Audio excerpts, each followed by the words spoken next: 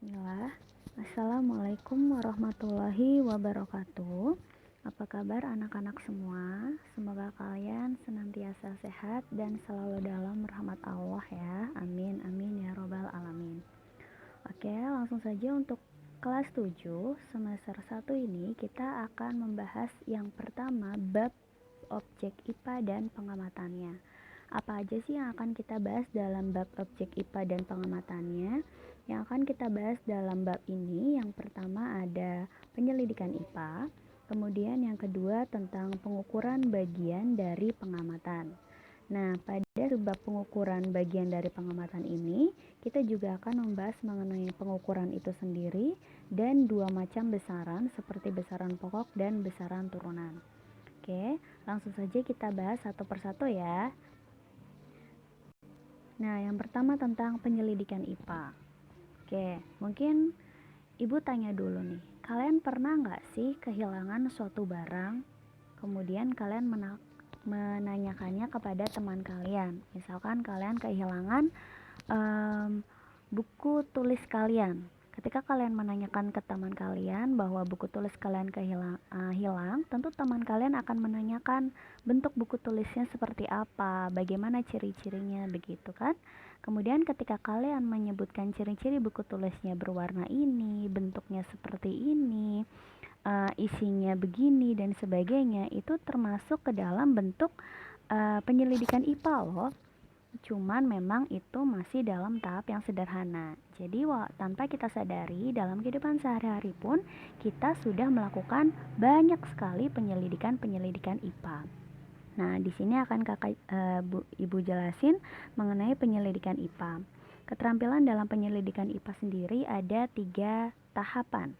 Yang pertama yaitu pengamatan, yang kedua membuat inferensi, dan yang ketiga mengkomunikasikan.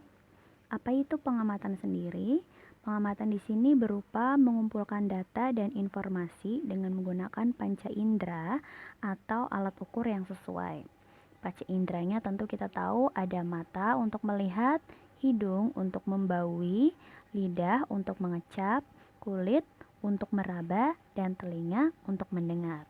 Seperti itu ya. Selain menggunakan panca indera, kita juga bisa dibantu dengan alat ukur seperti alat ukur panjang, penggaris misalkan, alat ukur massa seperti timbangan, atau alat ukur lainnya yang bisa membantu proses pengamatan kita, karena memang panca indera pun tidak bisa mengukur atau melakukan pengamatan secara spesifik seperti alat ukur lainnya, seperti itu kan. Yang kedua adalah membuat inferensi. Ketika membuat inferensi, kita perlu merumuskan penjelasan berdasarkan pengamatan yang sudah kita lakukan tadi untuk menemukan pola dan hubungannya dari hasil data-data pengamatan yang kita peroleh. Kira-kira dari data yang kita amati tadi, apa sih pola dan hubungannya yang saling berkaitan antara satu dengan lainnya? Dari situ nanti kita bisa membuat prediksi. Misalkan ketika kamu mengamati saudara kandung kamu, ada ayah, ibu, dan adik kamu atau kakak kamu. Kamu mengamati fisik beliau, misalkan mata beliau, rambut beliau, kulit beliau, dan semuanya. Kamu amati menggunakan panca indera kamu. Ketika kamu mengamati menggunakan panca indera, berarti kamu sudah melakukan pengamatan. Setelah kamu melakukan pengamatan, kamu hubungkan. Ternyata ciri-ciri ayah dengan adik kamu itu ada persamaan. Ciri-ciri ibu dengan adik kamu ada persamaan. Ciri-ciri ayah dengan ibu ada perbedaan. Kira-kira apa yang menyebabkan pola seperti itu? Kayak gitu. Pola pikir antara hasil pengamatan yang satu dengan yang lainnya tadi itu termasuk ke dalam bentuk inferensi yang telah kita buat. Setelah kita membuat inferensi, barulah kita mengkomunikasikannya kepada orang lain. Hasil temuannya itu nanti bisa dikomunikasikan kepada teman atau kepada orang lain, baik secara lisan maupun tulisan, dalam bentuk tabel, grafik, bagan, dan gambar-gambar yang relevan. Nah, kira-kira apa saja sih langkah-langkah metode ilmiahnya untuk bisa melakukan penyelidikan IPA secara benar? Kita harus melalui beberapa langkah-langkah metode ilmiah. Yang pertama adalah dengan merumuskan masalah. Seperti apa rumusan masalahnya? Mungkin di sini Ibu bisa beri contoh. Biasanya rumusan masalah itu berupa pertanyaan yang muncul dalam benak kita ketika melihat sesuatu kejadian yang ada di depan mata kita. Jadi rumusan masalah itu biasanya bentuknya pertanyaan ya. Misalkan di sini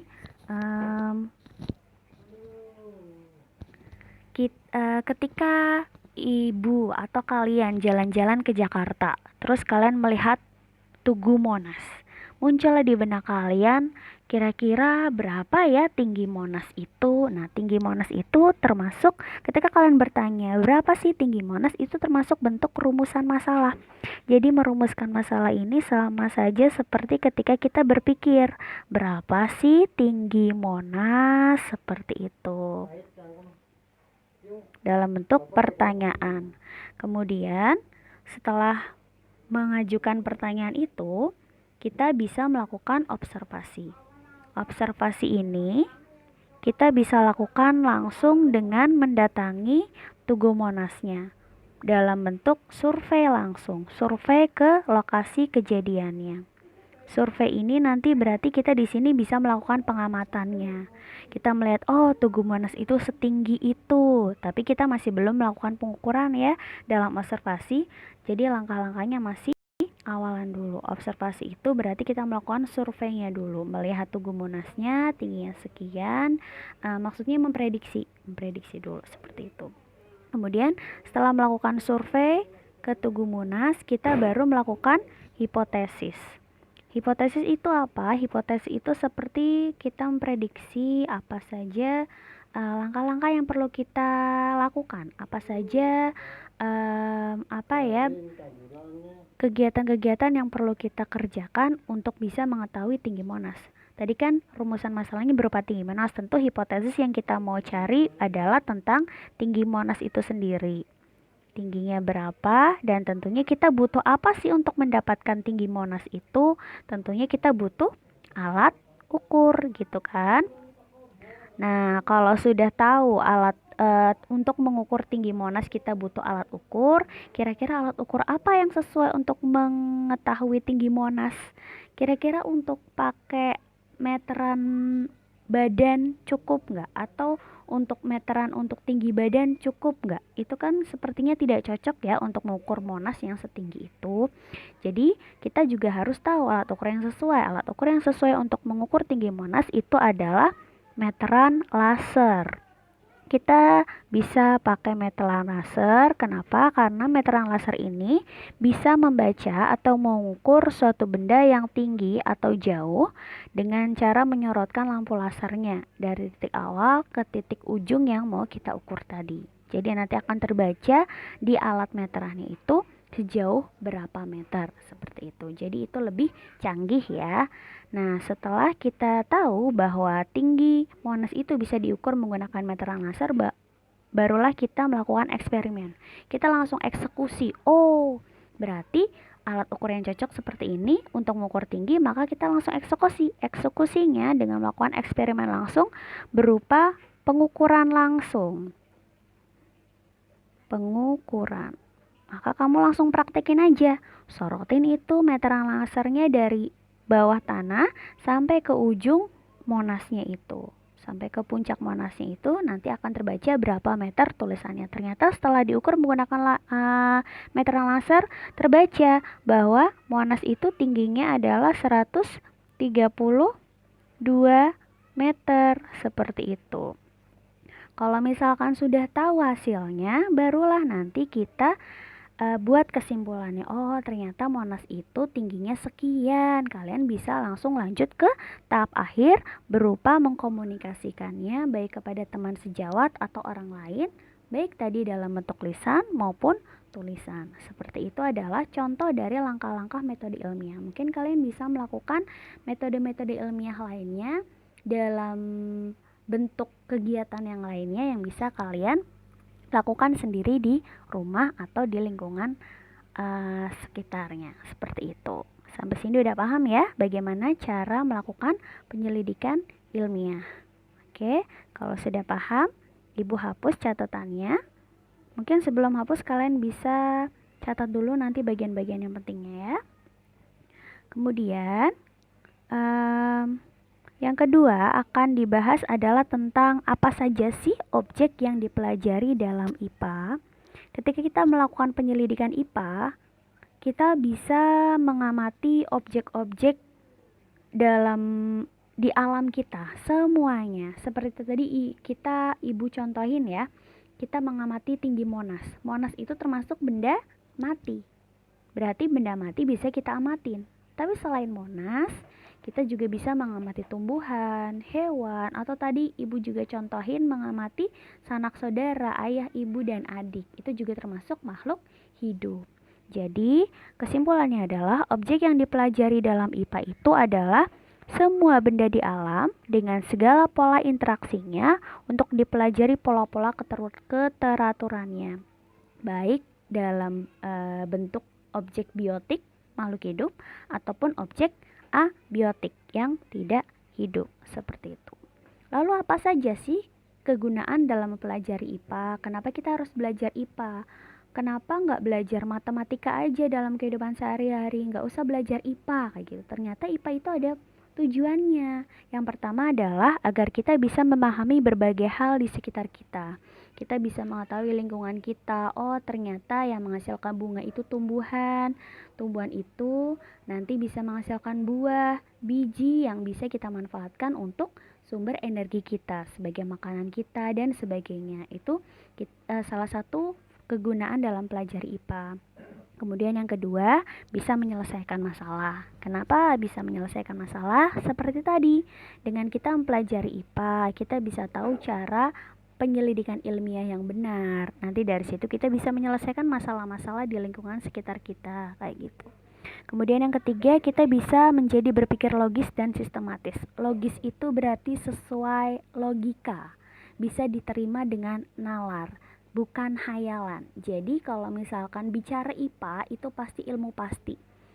Tidak ada yang namanya kira-kira kenapa ya matahari terbit dari timur ke barat? Oh, mungkin ada yang narik matahari pakai benang ajaib.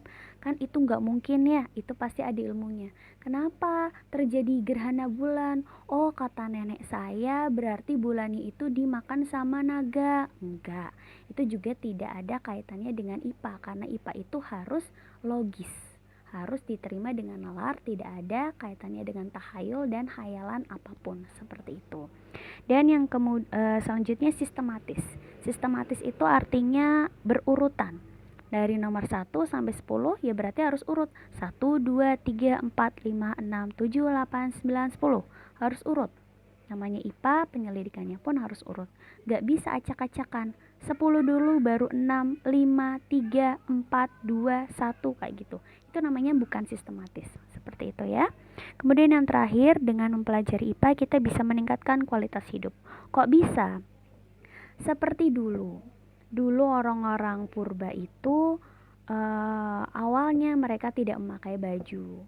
Mereka tidak tahu fungsi dari pakaian adalah menghangatkan tubuh dan melindungi mereka dari gangguan lingkungan luar. Setelah kita mempelajari, oh baju itu penting, bahannya dari ini, lebih nyaman pakai bahan ini, seperti itu. Kita jadi bisa meningkatkan kualitas hidup. Gitu ya. Kemudian untuk penyelidikan IPA, nanti penyelidikan alamnya akan menghasilkan beberapa kumpulan pengetahuan yang kompleks. Apa saja sih yang bisa dipelajari dalam mata pelajaran IPA ini? Jadi IPA itu sangat kompleks dan banyak cabangnya. 4 cabang umum dalam IPA itu yang pertama ada fisika, kimia, biologi, dan yang terakhir adalah ilmu bumi dan antariksa. Untuk fisika sendiri yang akan dibahas di dalamnya ada tentang aspek mendasar alam. Seperti biasanya berkaitan dengan benda-benda mati, benda-benda yang ada di lingkungan sekitar kita. Kemudian untuk kimia akan dipelajari tentang penyusunan dan perubahan suatu zat. Zat-zat kimia itu di lingkungan kita banyak sekali. Mungkin yang kita tidak sadari, garam dapur, gula, air itu termasuk zat kimia. Nanti akan dipelajari lebih lanjut ya. Kemudian yang ketiga tentang biologi. Biologi sesuai dari namanya bios dan logos. Bios artinya makhluk hidup, logos tentang keilmuannya. Berarti biologi itu adalah ilmu yang pelajari semua makhluk hidup dalam sistem kehidupan, baik dari ukuran yang paling kecil atau renik hingga yang ukurannya besar. Kemudian yang terakhir adalah ilmu bumi dan antariksa. Ilmu bumi dan antariksa ini akan pelajari asal mula bumi, bagaimana bumi terbentuk, bagaimana planet-planet lain terbentuk, dan kemungkinan-kemungkinan perkembangan dan keadaan saat ini itu seperti apa, dan benda-benda langit lainnya akan dipelajari dalam ilmu bumi dan antariksa. Nah, akan dipelajari satu persatu nanti ya. Kemudian untuk subbab yang kedua setelah penyelidikan IPA adalah tentang pengukuran bagian dari pengamatan. Untuk pengukuran bagian dari pengamatan kita bahas dulu apa sih pengukuran itu. Kalau dari kata pengukuran berarti kan mengukur ya. Mengukur itu pasti pakai alat gitu kan, alat ukur. Nah, kalau secara definisi istilahnya pengukuran adalah membandingkan suatu besaran yang diukur dengan besaran sejenis. Di sini ada kata besaran sejenis ya, yang ditetapkan sebagai satuan. Maksudnya bagaimana? Besaran itu apa? Besaran itu sendiri adalah segala sesuatu yang dapat diukur. Misalkan tadi kita mengukur tinggi Monas, maka tingginya yang kita ukur itu adalah besarannya. Seperti itu. Kemudian satuan. Satuan sendiri adalah pembanding dalam pengukuran. Jadi untuk satuan sendiri itu biasanya berupa besaran-besaran sejenis yang nantinya jadi pembanding. Siapa saja yang bisa dijadikan sebagai satuan atau besaran sejenis? Di sini ada contohnya. Contohnya adalah ketika kita mau mengukur sebuah meja menggunakan jengkal tangan. Ternyata pada gambar ini ada terukur panjang mejanya adalah 4 jengkal tangan. Nah, setiap satu jengkal tangan ini mewakili sebagai besaran sejenisnya. Ada 4 jengkal tangan, 1, 2, 3, 4. Berarti ada besaran sejenisnya berupa jengkal tangannya sejumlah 4. Seperti itu. Maka hasil dari pengukuran meja ini akan terukur bahwa panjang mejanya adalah 4 jengkal, di mana panjangnya adalah besaran, yaitu sesuatu yang dapat diukur. Empatnya adalah nilainya. Biasanya kalau nilai itu pasti berupa angka ya, bilangan, pasti ada nominalnya berapa. Kemudian yang terakhir ada jengkal. Jengkal itu adalah satuan sendiri. Jadi sebagai besaran sejenis yang menjadi tolak ukur atau pembandingnya ini adalah jengkal tangan kita. Bisakah kita mengukurnya menggunakan alat ukur lain selain jengkal? Bisa. Alat ukur lain selain jengkal kita bisa pakai depa, hasta, atau mungkin kita kalau di sini suka sebut kilan, kilan sama aja jengkal ya. Atau pakai penggaris boleh nggak Bu? Boleh.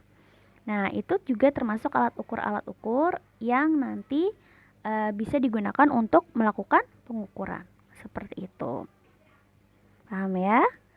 Kemudian standar-standar satuan yang baik itu apa aja sih? Jadi syarat suatu satuan bisa dikatakan baik itu ada 3. Yang pertama berlaku secara internasional, mudah ditiru, bersifat tetap. Kenapa harus bersifat berlaku secara internasional? Jadi kalau misalkan kita di Indonesia menggunakan satuan jengkal atau tongkat saja, kemudian ketika di luar negeri memakai jengkal atau tongkat, ternyata mereka jengkal tangan mereka atau tongkat mereka yang mereka miliki tidak sama dengan apa yang kita miliki, maka itu tidak bisa diterima sebagai satuan dengan standar yang baik. Karena satuan dengan standar yang baik harus diterima dan harus bisa dipakai dimanapun. Tidak cuma di Indonesia, tapi di luar negeri secara internasional pun harus bisa. Seperti itu. Yang kedua harus mudah ditiru. Harus mudah ditiru. Misalkan kita mau bikin pakai simbol-simbol yang sulit pun sebenarnya akan membuat kita akan lebih kesulitan dan akan lebih sulit ditiru ketika lingkupnya sudah internasional tadi, dan harus bersifat tetap. Bersifat tetap itu harus bagaimana? Seperti tadi dicontohkan pakai jengkal. Mengukur meja dengan menggunakan jengkal akan kesulitan karena kita bisa lihat dulu siapa yang mengukur. Kalau ukuran jengkal tangannya adalah anak kecil dengan orang dewasa, apalagi orang Arab yang tangannya lebar-lebar, maka ukuran jengkal tangannya pasti beda walaupun meja yang diukur sama. Bisa jadi meja tadi ketika diukur dengan jengkal tangan anak kecil ternyata ada 6 jengkal kayak gitu. Ketika diukur oleh tangan orang dewasa, ternyata 4 jengkal. Tentunya akan berbeda kan? Jadi satuan jengkal itu masih belum bisa dikatakan sebagai satuan yang baik karena bersifat tidak tetap seperti itu. Karena sejujurnya untuk satuan sendiri, satuan itu ada dua macam.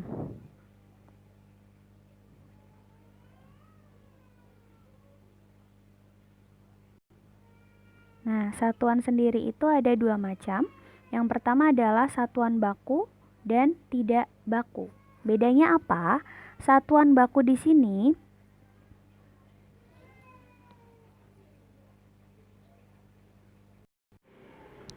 Nah, dalam hal ini satuan standar yang baik di sini termasuk di dalamnya adalah satuan-satuan yang baku. Contohnya ada second, watt, meter, joule, kilogram, ton, dan sebagainya. Itu adalah satuan-satuan baku yang berlaku secara internasional, mudah ditiru, dan bersifat tetap.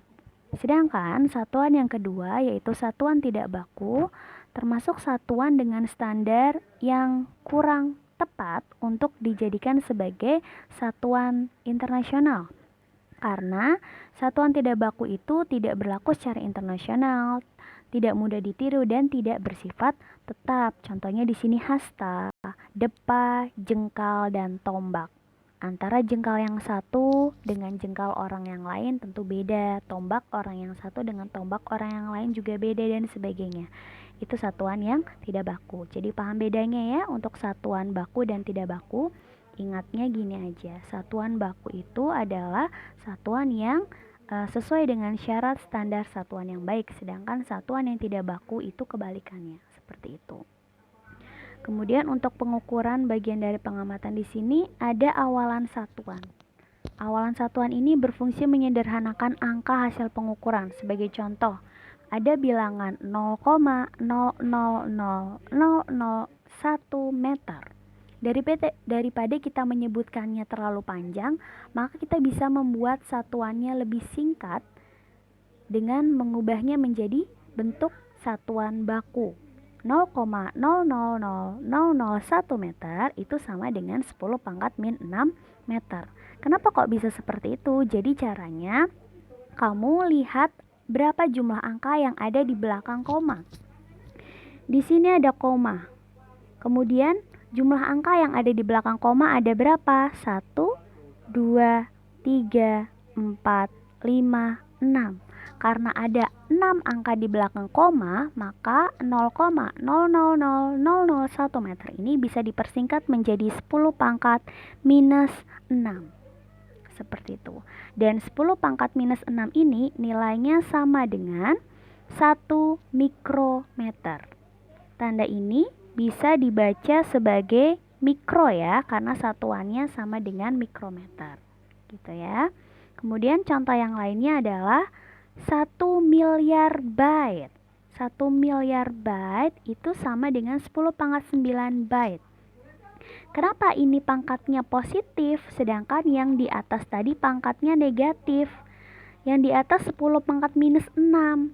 Kenapa ini 10 pangkat 9 bukan minus 9? Karena untuk bilangan yang di bawah ini 1 miliar byte ini tidak ada tanda komanya. Kita hanya menyederhanakan angka nolnya yang berada di belakang angka 1 ada berapa? 1, 2, 3, 4, 5, 6, 7, 8, 9. Ada 9 angka 0. Jadi kita bisa menyederhanakannya menjadi 10 pangkat 9. Seperti itu. Kalau misalkan 10 pangkat minus 6 dibalik jadi 10 pangkat 6, maka bagaimana yang terjadi? Kalau 10 pangkat 6, maka sama saja 1, nolnya di belakangnya ada 6, 1, 2, 3, 1, 2, 3, seperti itu. Paham maksudnya ya? Jadi ketika tidak ada koma, maka itu bisa berubah menjadi 10 pangkat positif. Tapi ketika ada koma di angka di belakang koma, maka itu akan menjadi 10 pangkat negatif. Seperti itu ya. Kemudian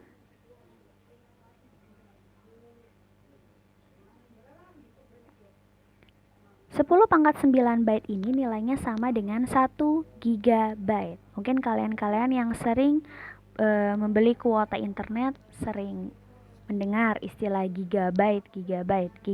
Jadi 1 gigabyte itu nilainya sama dengan 1 miliar byte atau 10 pangkat 9 byte. Pahami ini ya, karena ini akan sering keluar dalam perhitungan fisika nanti. Seperti itu. Oke, kalau sudah, Ibu hapus lagi. Kita lanjut ke materi selanjutnya mengenai pengukuran bagian dari pengamatan lagi. Di sini ada tingkatan-tingkatan satuan dari satu satuan ke atas dan satu satuan ke bawah. Untuk satuan terbesar itu adalah tera. Tera itu nilainya sama dengan 10 pangkat 12 atau sama saja dengan 1, nolnya ada 12. Seperti itu. Kalau giga tadi 10 pangkat 9, berarti 1, nolnya 9. Mega 10 pangkat 6, 1, nolnya ada 6. Alias kita biasa sebut 1 juta.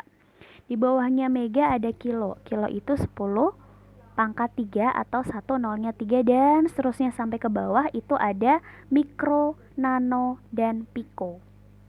Ya. Mikro itu 10 pangkat minus 6, berarti ada angka 1 di depannya ada 06. Berarti 0,00000001 seperti itu. Nano berarti ada 1 di depannya, angka 0-nya ada 9 dan seterusnya. Seperti itu saja ya.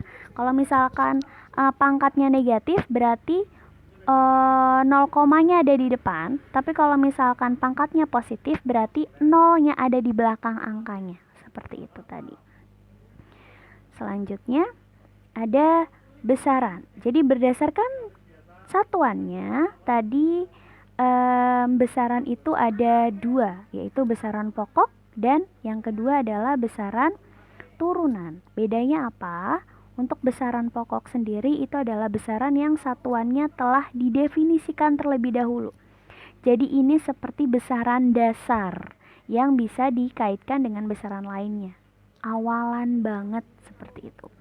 Contohnya di sini ada panjang, massa, waktu, suhu, kuat arus, intensitas cahaya, dan jumlah zat. Hanya ada 7 besaran pokok ya, nanti akan kita bahas lebih lengkap lagi. Dan yang kedua ada besaran turunan, yaitu besaran yang satuannya diturunkan dari satu atau lebih besaran pokok. Misalkan di sini ada luas, volume, kecepatan, gaya, tekanan, percepatan, dan masih banyak lagi besaran turunan.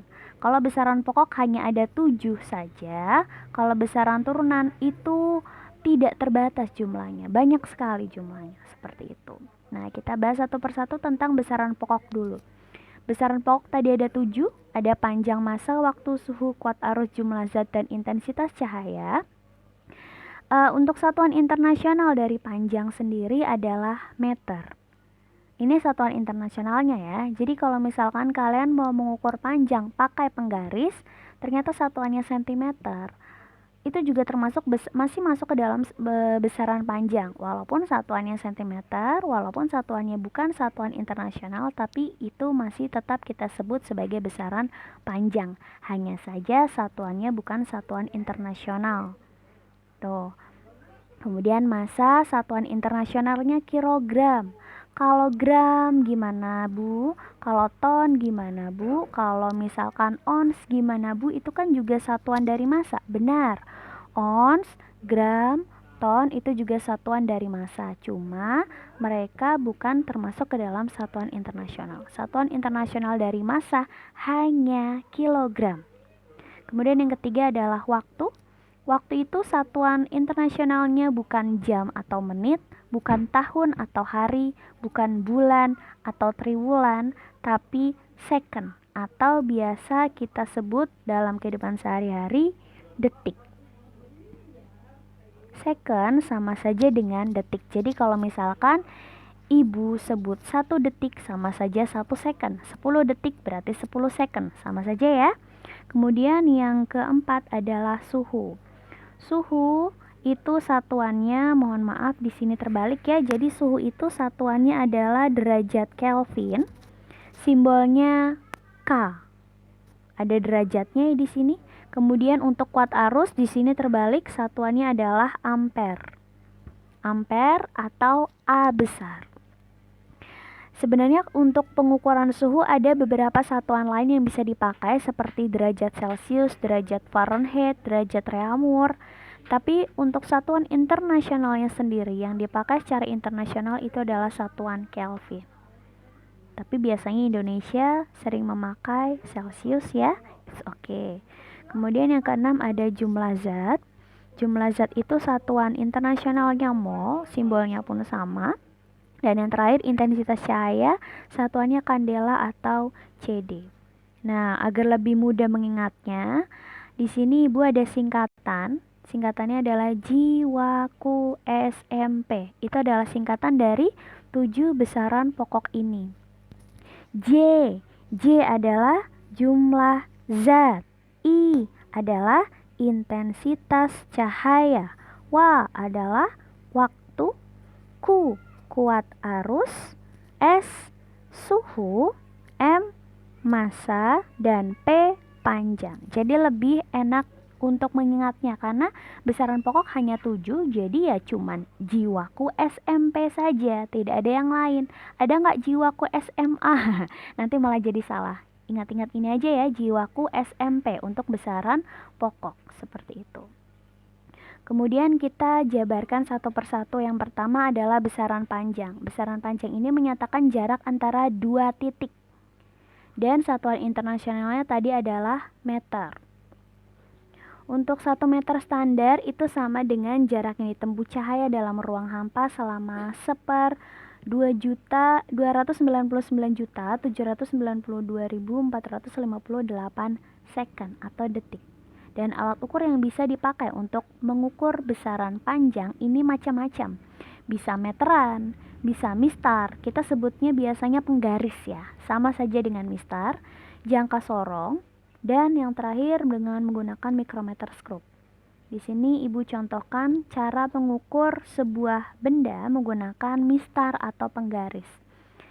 Nah, karena mistarnya patah, jadi pengukurannya tidak dimulai dari 0. Lalu bagaimana? Biasanya kan kita menggunakan mistar itu dimulai dari 0. Angka 0 mistar, tapi karena gambar ini mistarnya patah, ada satu cara untuk menghitungnya dengan mudah. Caranya adalah kita lihat angka batas akhir dan batas awal dari mistarnya. Ternyata di situ bendanya tercatat sepanjang 15,8 cm panjang akhirnya, sedangkan panjang awalnya 13,2 cm. Maka kalau seperti ini kita bisa tahu panjang awal dan akhirnya tinggal diselisihkan saja. Diselisihkan berarti dikurangi. 8 kurang 2, 6, 5 kurang 3, 2, 1 kurang 1, 0. Jadi panjang batang ini adalah 2,6 cm. Jadi tidak usah takut. Aduh, saya mau ngukur benda tapi penggarisnya patah, gimana nih? Dengan cara ini saja, panjang akhir dikurangin panjang awal. Seperti itu ya. Kemudian yang kedua dengan menggunakan jangka sorong. Jangka sorong ini juga termasuk alat ukur panjang, cuma ketelitiannya lebih kecil daripada mistar atau penggaris. Kalau mistar atau penggaris kan dia hanya bisa mengukur paling kecilnya adalah milimeter. Seperti itu kan? Atau sama saja 0,1 cm gitu kan? Nah, kalau misalkan jangka sorong ketelitiannya lebih kecil daripada mistar. Ketelitian jangka sorong adalah 0,1 mm atau sama saja dengan 0,01 cm. Lebih kecil 0,1 seperti itu. Terus gimana kita mengukur jangka sorong? Jangka sorong ini dia bentuknya seperti rahang yang bisa ditarik, digeser, melebar dan memendek. Biasanya digunakan untuk mengukur diameter suatu benda yang melingkar. Diameter koin, diameter cincin, diameter skrup dan sebagainya. Misalkan di sini dicontohkan untuk mengukur diameter sebuah skrup. Ternyata kalau skalanya diperbesar terlihat seperti ini ya. Ini bentuk skala yang diperbesarnya. Ternyata ketika skalanya diperbesar seperti itu, kamu bisa lihat sendiri bagaimana cara mengukurnya sih. Cara mengukurnya adalah kita lihat dulu skala bagian atasnya. Bagian atasnya adalah skala utama dan bagian bawahnya adalah skala nonius. Dan ternyata skala utama itu di situ terukur ada 1,2. Dapat dari mana 1,2? 1,2 itu didapat dari sini. 1,2 adalah angka atau skala yang paling mendekati angka 0 bawah. Angka atau skala yang paling mendekati 0 bawah. Seperti itu. Yang mananya? Jadi yang ini. Nah, itu. Karena kalau jadi 1, lebihnya 2 garis, berarti kita tulisnya 1,2 cm sebagai skala utamanya.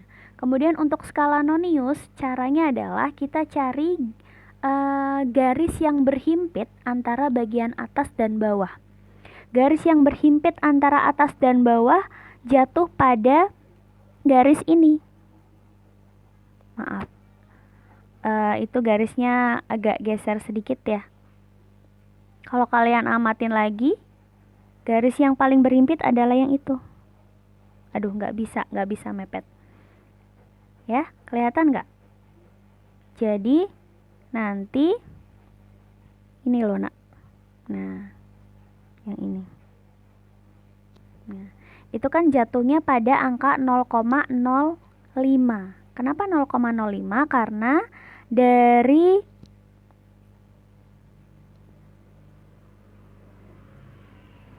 dari 0 ke garis ini itu ada selisih 5 angka. Ya, ada selisih 5 angka di sampai situ. 0, 1, 2, 3, 4, 5.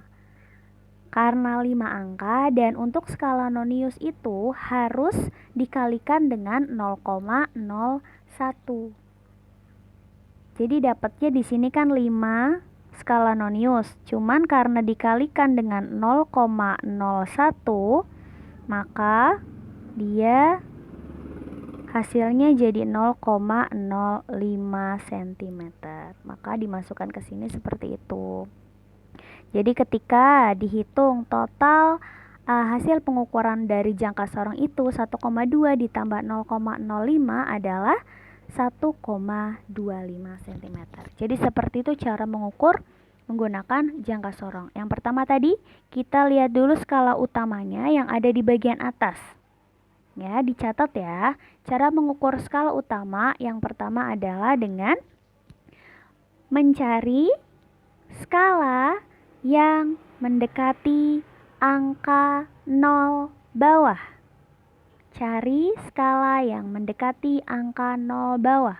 Kemudian untuk skala noniusnya, langkahnya adalah cari skala yang berhimpit antara bagian atas dan bawah. Seperti itu. Jadi nanti setelah tahu tinggal dijumlahkan saja. Pahami dulu ya. Baik, sampai sini kita bisa lanjutkan lagi. Selanjutnya tentang massa. Massa ini adalah jumlah yang terkandung dalam suatu benda.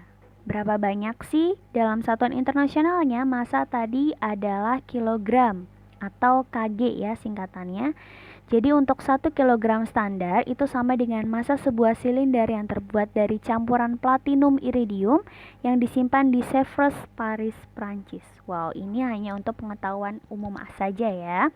Sedangkan untuk alat ukur massa sendiri itu kita bisa pakai neraca Ohaus atau timbangan badan, timbangan bebek, neraca digital dan sebagainya. Di sini ada contoh gambar dari neraca Ohaus.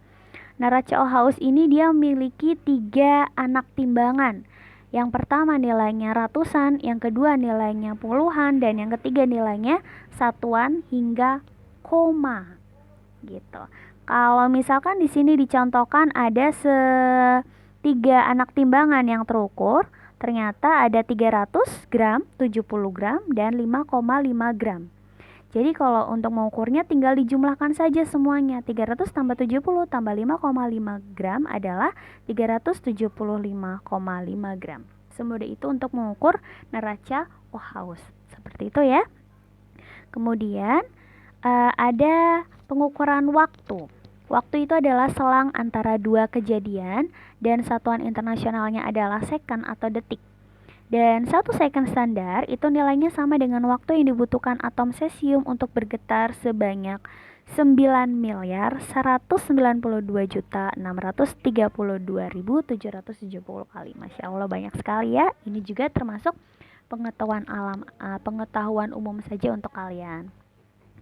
Nah, untuk alat ukur waktu kita bisa memakai arloji, stopwatch, atau timer lainnya. Di sini dicontohkan alat ukurnya adalah stopwatch. Kamu lihat di situ ada 2 lingkaran pada stopwatch, ada lingkaran kecil dan lingkaran besar. Bedanya apa? Untuk lingkaran kecil ini adalah nilainya sama dengan menit. Sedangkan lingkaran besar ini nilainya sama dengan detik. Jadi kalau misalkan kamu lihat di situ lingkaran kecil menunjuk ke angka 18, maka langsung saja kita baca stopwatch itu sebagai 18 menit. Sedangkan untuk lingkaran besarnya karena satuan detik dan dia berhenti di angka 36, ini kan 35 terus di atasnya lagi 1 langkah berarti 36. Maka sama saja 36 detik. Jadi tinggal ditambahkan 18 menit ditambah 36 detik yaitu 18 menit 36 detik. Seperti itu paling mudah membaca stopwatch. Bisa dipahami ya? Oke, selanjutnya untuk besaran turunan. Nah, besaran turunan di sini banyak sekali macamnya. Hanya saja di sini Ibu sebutkan 7. Sebenarnya bisa lebih banyak dari 7 ini. Untuk yang pertama ada luas. Luas itu diturunkan dari besaran pokok panjang. Kenapa? Karena lihat dari satuannya, luas itu adalah meter persegi. Biasanya kan kalau luas panjang kali lebar, sisi kali sisi. Nah, panjang dan lebar, sisi dan sisi itu termasuk besaran panjang.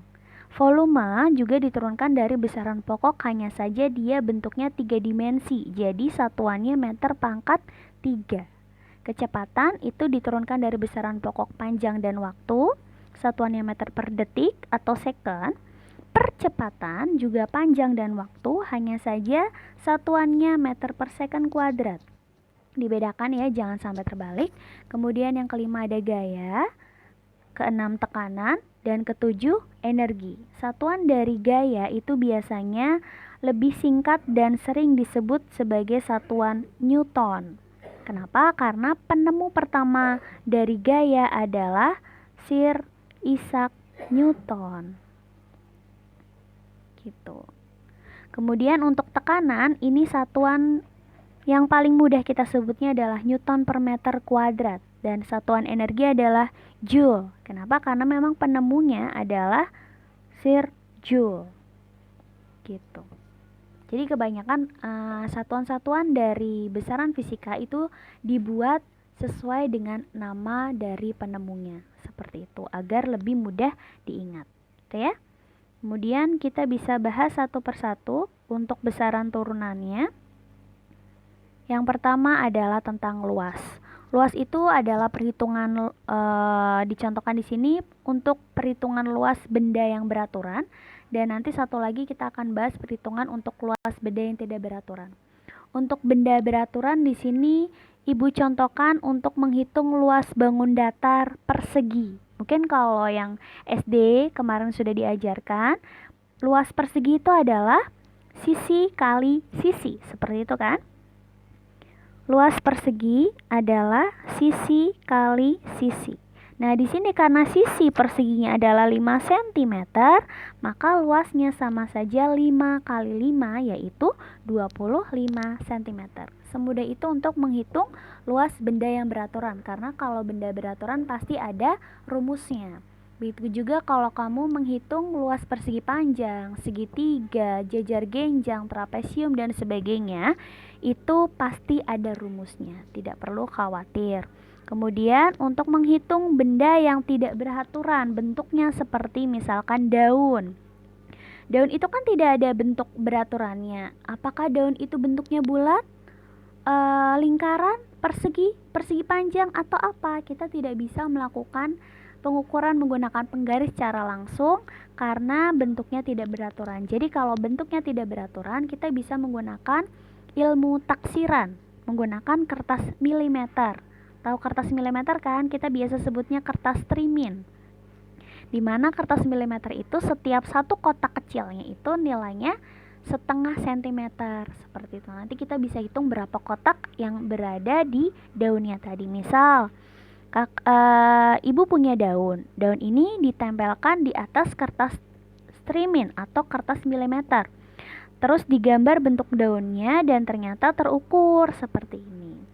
Nah, bagaimana cara menghitungnya? Cara menghitungnya adalah kita hitung berapa kotak yang penuh di dalam daun tersebut. Kita hitung kotak yang penuhnya dulu ya, satu kotak full. Kita hitung sama-sama ada 1, 2, 3, 4, 5, 6, 7, 8, 9, 10, 11, 12, 13, 14, 15, 16, 17, 18, 19, 20, 21, 22, 23, 24, 25, 26, 27, 28, 29, 30, 31, 32, 33, 34, 35, 36, 37, 38. Jadi ternyata satuan kotak yang penuhnya ada 38 satuan. Kemudian setelah menghitung satuan yang penuh, kita bisa hitung berapa banyak satuan yang isinya lebih dari setengah kotak. Lebih dari setengah kotak. Jadi kalau kurang dari setengah kotak jangan ikut dihitung. Di sini kita coba hitung mana saja yang lebih dari setengah kotak.